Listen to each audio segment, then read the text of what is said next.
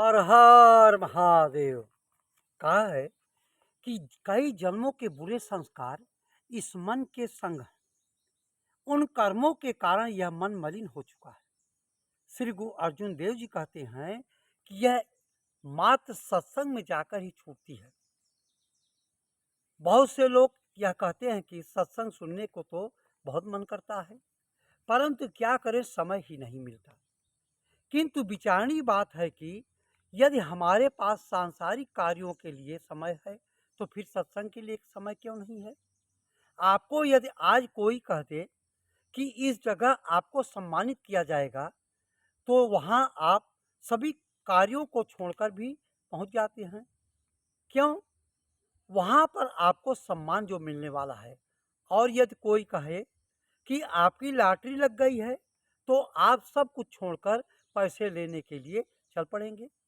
थोड़ा विचार करें, यह मन तो, यह धन तो कुछ समय के लिए आपके पास आएगा, क्योंकि आपका वास्तविक धन तो महापुरुषों की संगत है, और यह दिन ब दिन बढ़ने वाला है और अंत समय में साथ भी जाने वाला है। किंतु इंसान इससे बिल्कुल बेखबर है। जैसे एक बार एक व्यक्ति के 3 मित्र थे। 2 मित्रों को वह बहुत ही प्रेम करता था, परंतु तीसरे को बहुत कम पूछता था। वही तीसरा मित्र उसे मन से प्रेम करता था। एक बार वह व्यक्ति किसी केस में फंस गया और उसने विचार किया कि यही वह समय है कि अपने मित्रों से कुछ सहायता मांगो। वह अपने पहले मित्र के पास गया, जिसे वह बहुत ज़्यादा प्रेम करता था।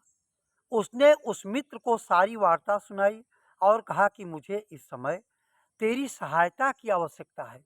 उस मित्र ने कहा कि दोस्त, मैं अदालत से बाहर ही तेरी सहायता कर सकता हूँ, इससे आगे मैं नहीं जा सकता। तदुपरांत वह अपने दूसरे मित्र के पास गया, तो आगे से उस मित्र ने कहा कि मैं अदालत तक तो तेरे साथ जा सकता हूँ, परंतु यदि कोई सजा हुई तो मैं नहीं आगे नहीं जा सकता। उस व्यक्ति ने सोचा कि मेरे 2 मित्रों ने तो न में जवाब दे दिया, अब पता नहीं तीसरा मित्र सहायता करे या न करे, क्योंकि उसके पास तो मैं कभी कभी जाता हूँ। परंतु फिर भी वह कुछ आशा लेकर उसके पास पहुँच गया और उसे सारा किस्सा बता दिया। उस तीसरे मित्र ने उसे सबसे बड़ा आश्वासन दिया कि मैं तेरे लिए प्राण भी देने को तैयार हूँ, और उस तीसरे मित्र ने उसे मुक्त करवा लिया। यह 3 मित्र कौन हैं? इस इंसान का प्रथम मित्र है धन, जिस पर इसे सदैव अभिमान बना रहता है कि मैं धन से सब कुछ प्राप्त कर सकता हूँ, परंतु यह इसका मात्र भ्रम ही सिद्ध होता है, क्योंकि धन ही सब कुछ नहीं है। बहुत से ऐसे कार्य हैं जिनके लिए धन की आवश्यकता होती है, परंतु सभी कार्य धन से ही संभव नहीं होते। सिकंदर सोचता था कि मेरे पास बहुत धन है, किंतु क्या उसने धन के द्वारा बीमारी से छुटकारा पा लिया? आज इंसान धन को अपना परम प्रिय मित्र समझता है और उसे प्राप्त करने के लिए वह दूसरे का अहित करने को भी तैयार हो जाता है, परंतु अंततः यह धोखा ही दे जाता है। फिर इंसान अपना द्वितीय मित्र अपने रिश्तेदारों, पुत्रादि और बंधुओं को समझता है, परंतु अंत समय में यह भी नाता तोड़ जाते हैं। आप रावण के विषय में जानते होंगे। लंका नगरी का महाराजा था, भव्य साम्राज्य था, बहुत बड़ा परिवार था, किंतु जिस समय मृत्यु हुई तो उसी रावण के राज्य में कोई दिया जलाने वाला भी नहीं था। संत कबीर साहब कहते हैं, इकलख पूत सवा लख नाती, अति रावण घर दिया न बाती। और इस जीव का तृतीय मित्र है धर्म, जिससे बहुत कम प्यार करता है, परंतु धर्म मृत्यु के पश्चात भी अपनी मैत्री निभाता है। जो धर्म से प्रेम करता है वह इहलोक और परलोक दोनों में सुख प्राप्त करता है, क्योंकि धर्म को चाहने वालों को ईश्वर प्रेम करता है और उसके सभी कार्य स्वयं करता है। जैसे कि राजा हरिश्चंद्र की सुंदर पत्नी रात्रि में जाकर गुरुवाणी श्रवण किया करती थी। एक दिन उसके जाने के पश्चात राजा की निद्रा टूटी तो वह उसके पीछे पहुंच गया। रानी को तो उसने कुछ भी नहीं कहा, किंतु उसकी खड़ाऊ वहां से उठा लाया। जब प्रवचन समाप्त हुए तो रानी ने देखा कि उसकी खड़ाऊ वहां पर नहीं है। यह बात जब सारी संगत को पता चली तो सभी ने मिलकर प्रार्थना की, तो वैसी ही खड़ाऊ वहां पर और आ गई। जब खड़ाऊ को राजा ने देखा तो अवाक रह गया और तभी से वह भी सत्संग में जाने लग गया। धन्य है ऐसे महापुरुष का सत्संग, जिन्होंने राजा का जीवन भी परिवर्तित कर दिया।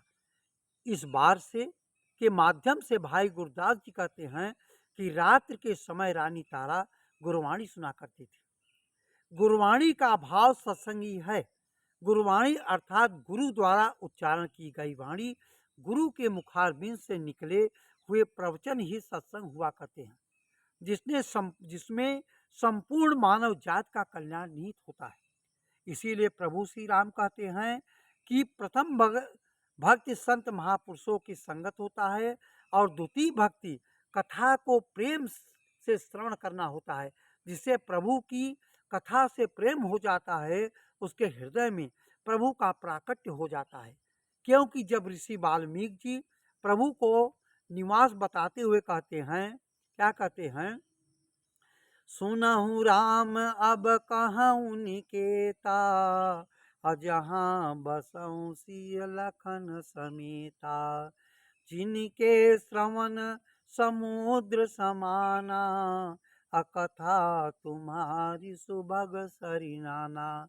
हे राम, सुनो, मैं तुम्हें वह स्थान बताऊंगा जहाँ पर तुम अपनी भार सीता और अनुज लक्ष्मण सहित निवास कर सको।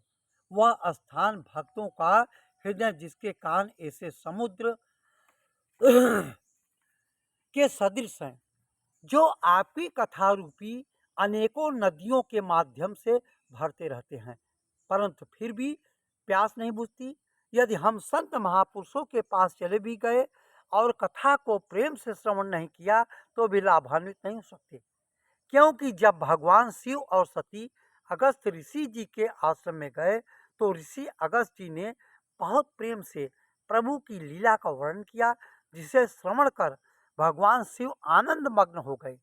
परंतु सती ने कथा श्रवण प्रेम से नहीं की। यही कारण है था कि जब प्रभु लीला मंच पर उतरे तो सती के मन में संशय आने की वजह से उसे भगवान शिव के प्रेम से वंचित होना पड़ा। इसलिए ये कहा है कि कथा प्रेम से श्रवण करनी चाहिए। अब कथा वाणियों पर विराम देते हैं। हर हर महादेव।